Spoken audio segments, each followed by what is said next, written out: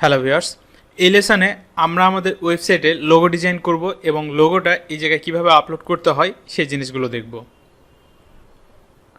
উপরে এবং নিচে, হেডার এবং ফুটারে। তো চলুন আগে দেখে আসি যে কি সাইজ লোগো এখানে আপলোড করতে হবে। যদি আমরা সাইজ না জানি তাহলে তো লোগো ডিজাইন করতে পারবো না, বা আমরা যদি অন্য একটা সাইজের লোগো ডিজাইন করে ফেলি তাহলে ওই সাইজের লোগো ওই জায়গায় অ্যাটাচড হবে না। তো সেই কারণে আগে সাইজটা জানতে হবে। তো আমি ড্যাশবোর্ড থেকে এই যে নিউজ পেপার এখানে আসছি, এখান থেকে থিম প্যানেলে চলে যাচ্ছি। দেখুন থিম প্যানেলে আসার পরে এখান থেকে আমরা হেডার সিলেক্ট করব, অলরেডি সিলেক্ট করাই আছে। দেন আমরা নিচে আসব, নিচে থেকে লোগো অ্যান্ড ফেভিকন।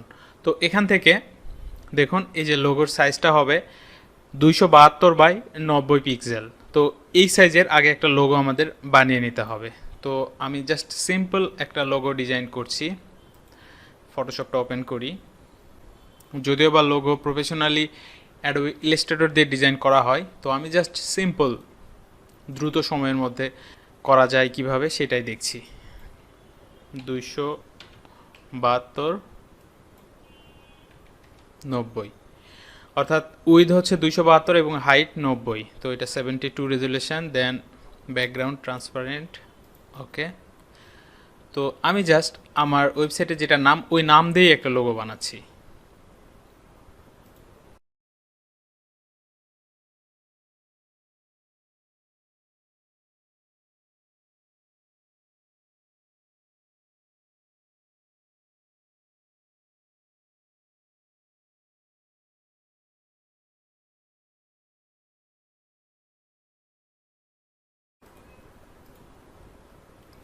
ওকে, এটা এখন আমরা পিএনজি মোডে সেভ করব।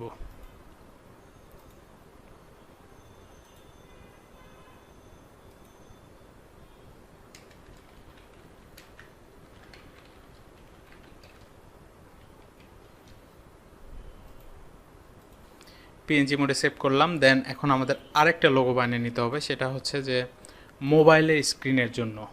মানুষ যখন মোবাইল থেকে ওয়েবসাইট ভিজিট করবে তখন ওই স্ক্রিনের জন্য একটু ছোট সাইজে আরেকটা লোগো বানিয়ে নিতে হবে। তো মোবাইল স্ক্রিনের জন্য লোগোর সাইজটা দেখে নেই। এই যে দেখুন লোগো ফর মোবাইল, এটা সাইজ হচ্ছে 140/48।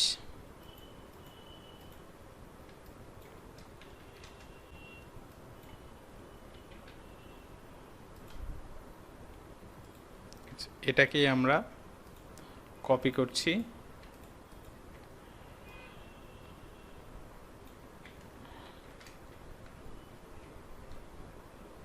আমরা যখন নিজেরা কোনো লোগো বা কোনো কিছু ডিজাইন করতে যাব ফটোশপ ইলাস্ট্রেটরে, তখন অবশ্যই এই সফটওয়্যারগুলোর কাজ শিখতে হবে।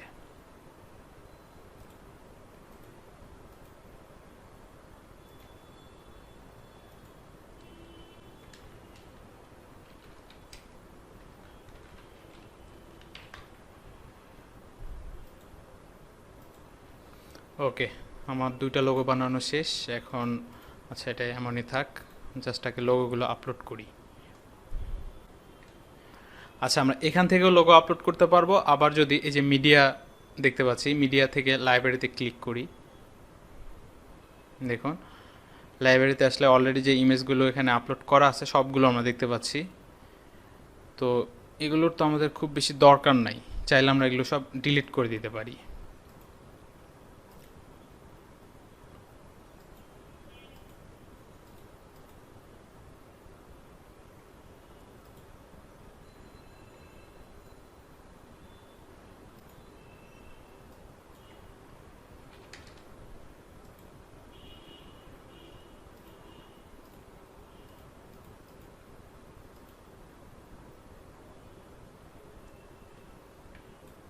ওকে, সবগুলো ইমেজ আমি ডিলিট করে দিয়েছি। দেখুন আমার যে অ্যাডের ইমেজগুলো ছিল সেগুলো আমি ডিলিট করে দিয়েছি। এই যে এখানে অ্যাডভার্টাইজমেন্ট দেখতে পাচ্ছি, এখানে আর ওই ইমেজগুলো শো করছে না। তো ওগুলোর আমার দরকার নাই। যখন আমরা অ্যাড পাবো কোনো নেটওয়ার্ক থেকে তখন ওই কোডটা বসালেই অ্যাড এখানে শো করবে। সো ইমেজগুলোর কোনো দরকার নেই।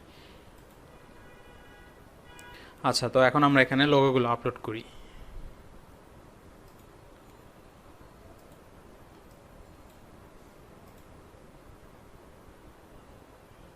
হ্যাঁ, আপলোড হয়ে গেছে। দেন আমরা থিম থেকে theme panel, sorry news paper থেকে থিম প্যানেল, দেন হচ্ছে লোগো। ওকে, এটা রিমুভ করে দিই, আগের যে লিঙ্কটা ছিল। হ্যাঁ, যেটা বড় সাইজ অর্থাৎ 272/90, ওইটা হচ্ছে মেইন লোগো। আচ্ছা, রেটিনা এটাও আমরা আপলোড করে দিই।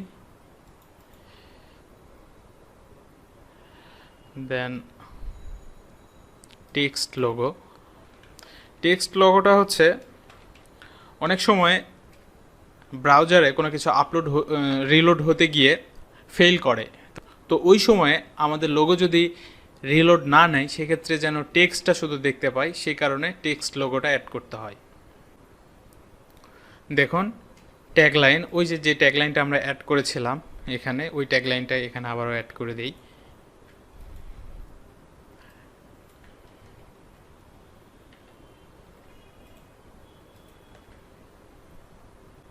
দেন মোবাইলের জন্য রিমুভ করে দিই প্রথমে, তারপরে হচ্ছে এটা সিলেক্ট করি, রেটিনা।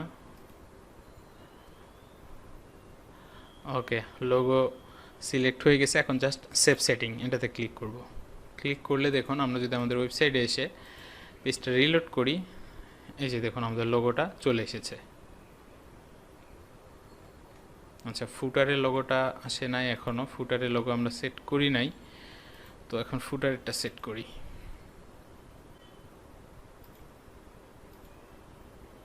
ফুটারে সেট করতে হলে এখন আমাদের যে ফুটারে আসতে হবে। ফুটার এই প্যানেলে ক্লিক করার পরে দেখুন, এই যে দেখতে পাচ্ছি ফুটার ইনফো কন্টেন্ট, এটার মধ্যে আছে ফুটার লোগো। আচ্ছা, এটা রিমুভ করে দিই আগে, দেন লোগোটাকে সিলেক্ট করি। ওকে, তো অনেকের মাথায় এখন প্রশ্ন আসতে পারে যে রেটিনা লোগো এটা কি? রেটিনা লোগো এটা আসলে যাদের রেটিনা ডিসপ্লে থাকে, আমাদের যে ডিসপ্লেগুলো আমরা সচরাচর যেগুলো ইউজ করি এগুলো হচ্ছে নর্মাল, বাট রেটিনা ডিসপ্লেতে একটু ক্রিস্টাল ক্লিয়ার দেখা যায়, যেমন ম্যাকের যে ডিসপ্লেগুলো ওগুলো হচ্ছে রেটিনা, বাট ওই লোগোর কোয়ালিটিটা একটু ভালো হতে হয়। আমি জাস্ট ডেমো হিসাবে সেম কোয়ালিটি আপলোড করে দিলাম।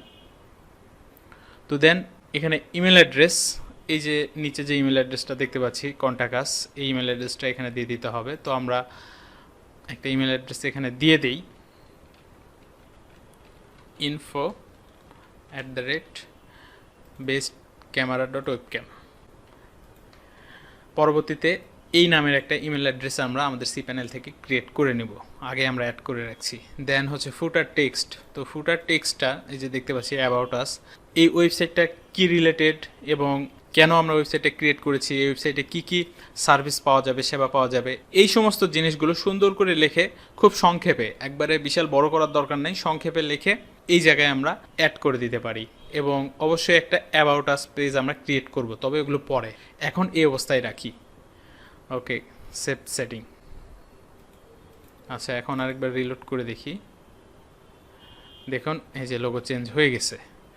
দেন আমাদের আরেকটা কাজ করতে হবে, সেটা হচ্ছে যে এই যে দেখুন newspaper WordPress theme by TechDiv, যেখান থেকে আমরা থিমটা কিনেছি বা এই থিমটা যে কোম্পানির থিম সেটা শো করছে, তো এটাকে আমরা রিমুভ করে দিব।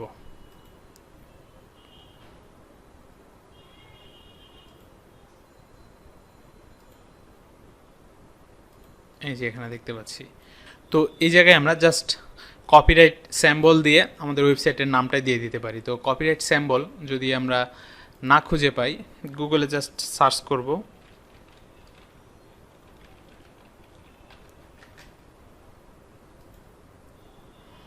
এই যে দেখুন কপিরাইট স্যাম্বল সি। তো এত কিছু কেন করতে হবে, অনেকের মাথায় এখন প্রশ্ন আসতে পারে যে এত কিছু কেন করতে হবে। অবশ্যই করতে হবে, যেহেতু আমরা একটা প্রফেশনাল কাজ করছি। এই সব যদি না করি, আমাদের ওয়েবসাইটের যদি একটা কোয়ালিটি মেনটেন না করি, তাহলে অ্যামাজন আমাদেরকে অ্যাপ্রুভ দেবে না আমরা যখন অ্যামাজনে এরপরে অ্যাপ্লাই করব।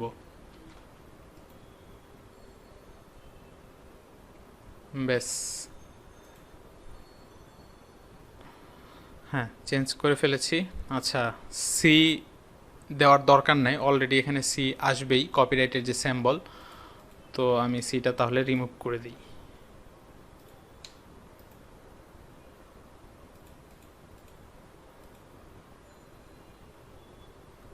তো এই লেসনে এ পর্যন্তই, এর পরের লেসনে আরও বাকি কাজগুলো করব।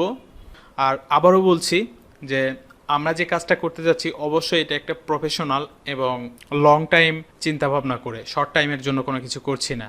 এই অ্যাফিলিয়েট মার্কেটিং বিজনেসটাকে যেন আমরা স্ট্যাবলিশ করতে পারি সেইভাবে কাজ করে যেতে হবে। তাছাড়া হুটহাট করে একটা ওয়েবসাইট ক্রিয়েট করলাম, ওয়েবসাইটের কোনো কোয়ালিটি নেই, ওই রকম ওয়েবসাইট নিয়ে যায় আমরা যদি অ্যাপ্লাই করি, অ্যামাজন কখনোই আমাদেরকে অ্যাপ্রুভ দিবে না। শুধু অ্যামাজন কেন, যেগুলো ভালো ভালো মার্কেট প্লেস কেউই অ্যাপ্রুভ দেবে না। তো সেই জন্যই কোয়ালিটি মেনটেন করতে হবে এবং একটা প্রফেশনাল ওয়েবসাইট লুক আনতে হবে। যার কারণে আরও অনেক কাজ বাকি আছে যেগুলো আমরা স্টেপ বাই স্টেপ করব, দেন তারপরে আমরা মার্কেট প্লেসের দিকে যাব। সবাই ভালো থাকবেন, ধন্যবাদ সবাইকে।